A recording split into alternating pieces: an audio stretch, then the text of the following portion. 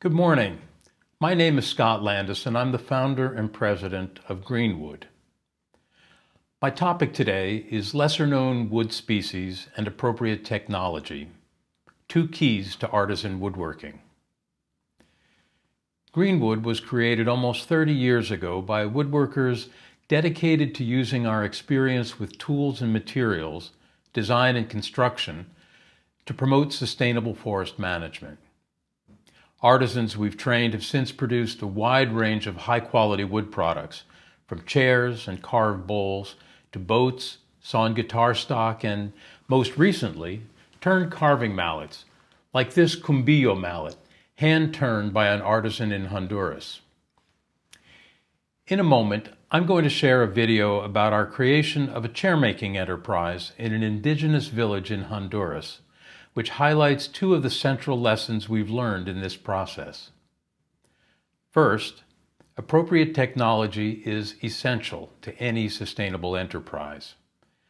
And second, the use of a variety of lesser-known wood species provides greater value and supports livelihoods for the people who live in and around tropical forest communities. There are no easy fixes to the environmental challenges we face, but as Tennessee chairmaker Curtis Buchanan explains in this video, what we're trying to do is make the forest too valuable to burn. The road to sustainable artisan woodworking is far from straight, and it's full of potholes. It doesn't end in the village in this video, or with chairs. But I'll let Curtis and others tell where our story began, and in the process explain some of the founding principles that continue to guide GreenWood today. Enjoy.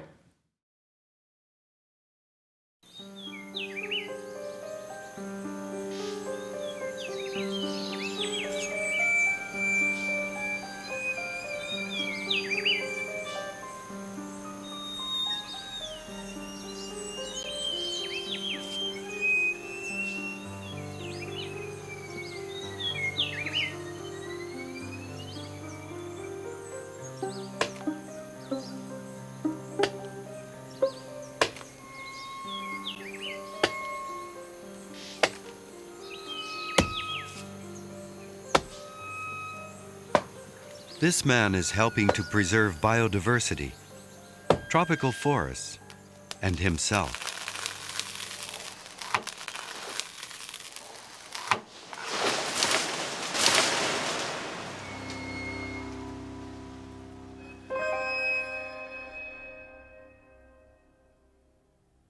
This chair was made by hand in a village in Honduras. It would be nice to say that this is the chair that is saving rainforests, but it's not.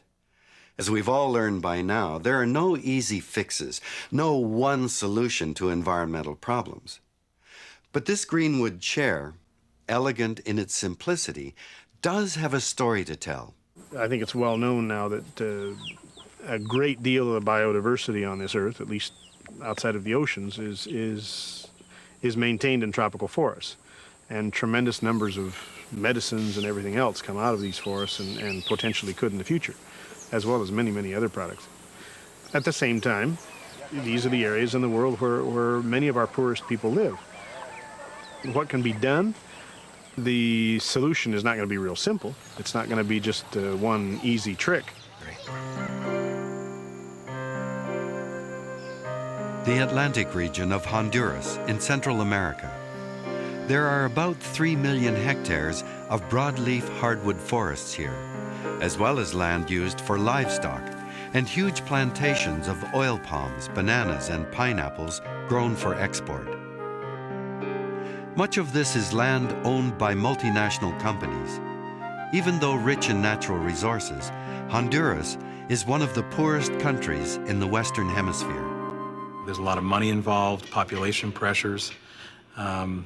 Throughout Latin America, people migrating from the cities where they can't find work to rural and forested areas where they don't have a lot of farming experience leads to a lot of deforestation, clearing and burning, and a kind of successive process of forest elimination.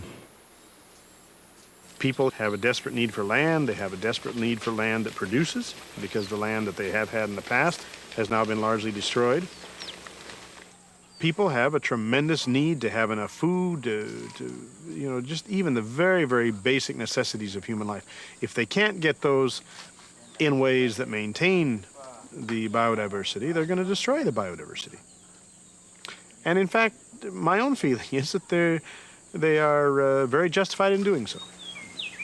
If we're interested in maintaining biodiversity, we've got to find ways that that biodiversity can be maintained while at the same time the people's needs are taken care of.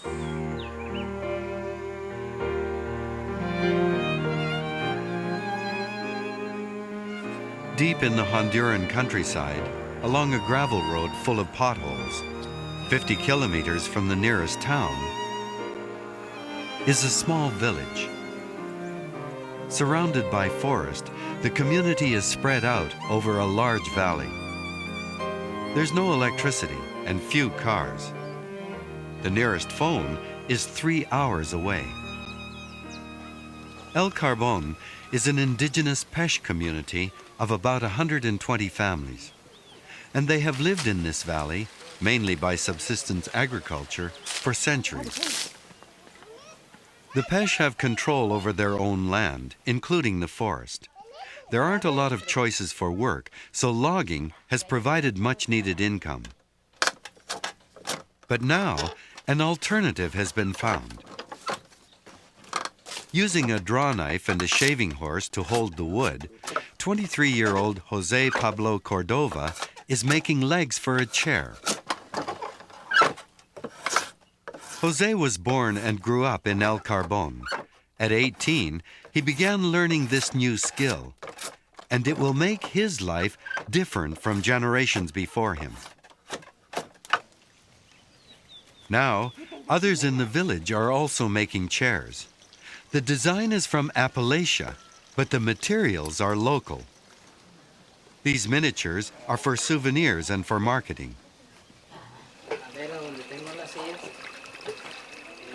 How did the design from Appalachia find its way into a Honduran village?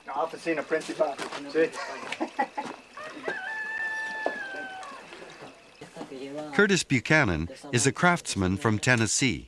I had just read an article by Michael Fortune in a newsletter of an environmental group that belonged to, and he was talking about the project he had been involved in the Yucatan, chair making, and some of the problems that he had encountered had mostly to do with casework and the way that you would put together a table with rectangular joints and dry wood and glue, cabinet maker's joints.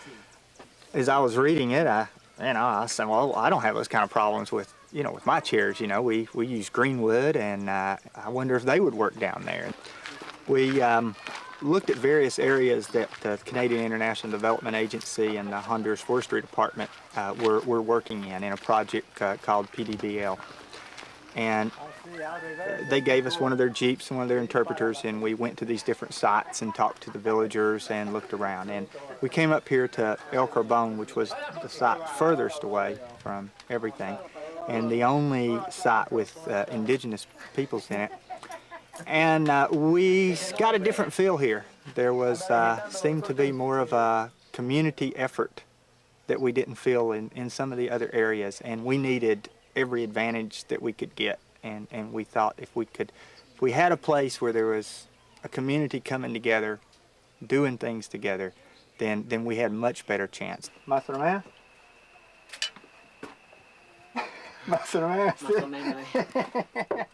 The first chair-making class was 5 years ago, and Curtis has been coming to Honduras several times a year ever since.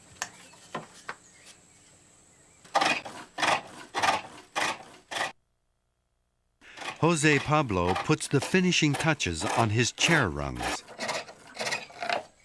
His pole lathe is the same basic design that produced Chippendale furniture. A wrench checks the diameter.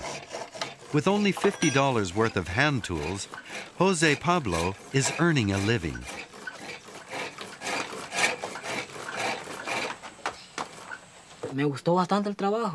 I really like the work. and it provides a steady job. The wood comes from our own land, so we don't spend anything on materials to make a chair. I knew that once the chair was made, people would like it and would buy it.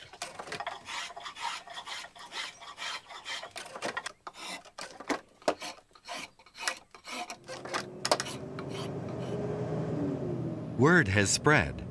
La Ceiba, Honduras, a town of 100,000, is the site of a master chair-making class.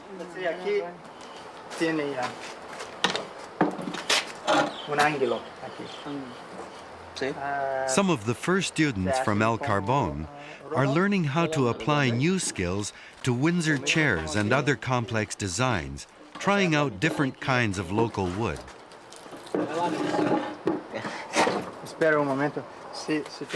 This is wood that doesn't have a high commercial value. It shows how much can be done with just one tree.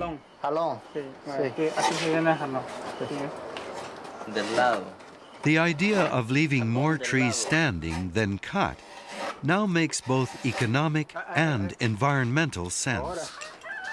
And with the chairs here, we've really lucked out because the woods they're using, a lot of them aren't even major canopy trees. Like the forest that I'm working in might have, I'm not sure, 120 different species. And there's only a few that have much value. And of course, the queen of the forest is mahogany. And once the mahogany is removed from that forest, then the forest really doesn't have much value economically to the campesino or anybody else. And so the scenario sort of is to cut the forest and to burn it to fertilize the ground so they can grow, a few crops. And of course, what we're trying to do, and a lot of other people, is to make the forest too valuable to burn.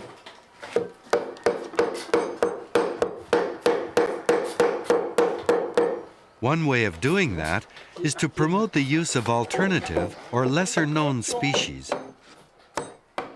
Curtis and Michael Fortune belong to an international organization of woodworkers whose aim is to spread the word about sustainable forest management and the availability of lesser-known species.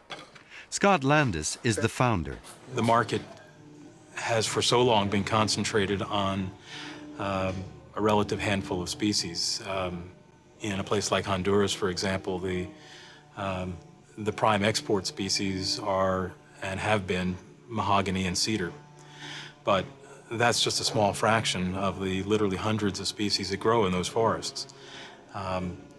So the idea of using lesser-known species is to, number one, take the heat, the pressure off of those over-harvested, severely over-harvested woods, and to create more value for the whole forest. Lesser-known species, a global idea with applications to the most specific of local places. This chair right here has two different types in it. It's got cola de pava, which is the wood that we originally started using. And then the fellows here that have been making them have been trying out other species. And this one right here is yema de huevo, this is the first time that I've seen it. Which is just fine. I don't have to see it, as long as it's working for them and they're finding new species. That's just great.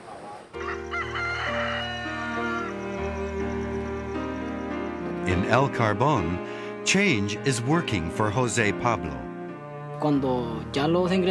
We learned that we don't have to clear-cut the forest. Instead, we can cut a tree that no one else wants. It's different from the traditional wood that people cut. It's alternative wood, and we've chosen it knowing exactly how many chairs we're going to make from each tree. We also know that not just one person will benefit, but rather that all of us in the community will benefit.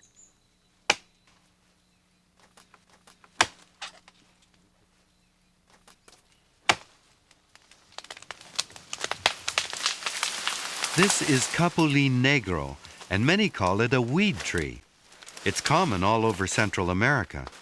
Once regarded as a nuisance, it turns out that its bark is soft, flexible, and strong, ideal to weave for the seats of chairs. There's different ideas about protecting forest, rainforest, temperate forest, boreal forest, whatever. And one, of course, is parks and preserves and biospheres and all that, and those are great ideas, and those are needed. But you can't have the area around those places denuded, and so those areas hopefully will become multi-use areas where the people can live and can make a living off the forest by maintaining the forest. And in order for them to do that, the forest has to give them some sort of economic benefit.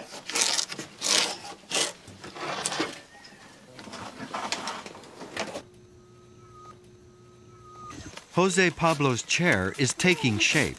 The bark quickly transformed into a seat.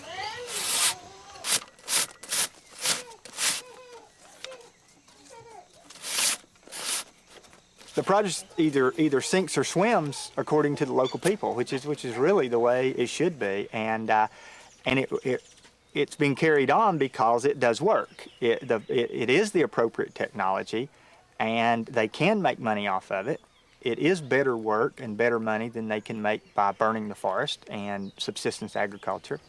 And so naturally they're going to take to it, and it grows naturally. They see that these guys are making some money off of this. The school sees that it's working. They use it as part of their curriculum.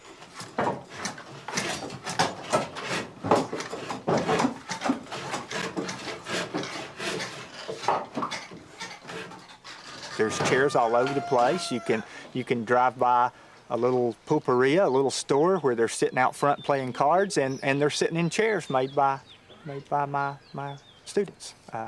You know, it's just wonderful.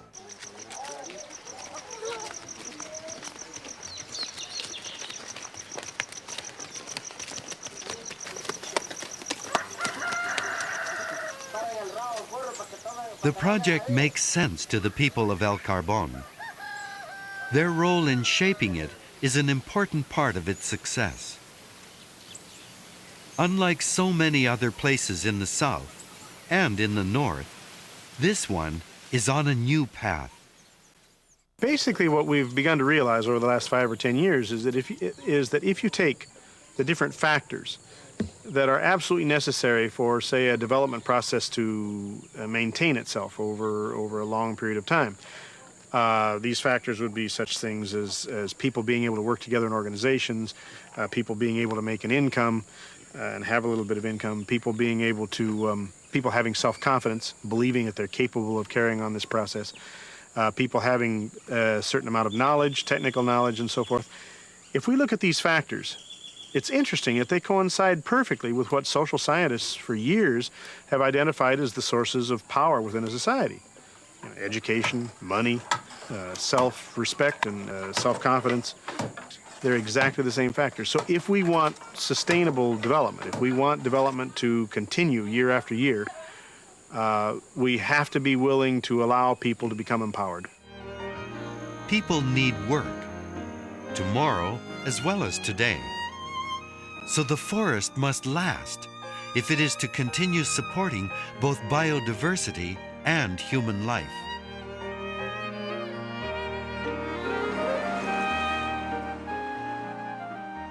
These Honduran women are learning how to make chairs.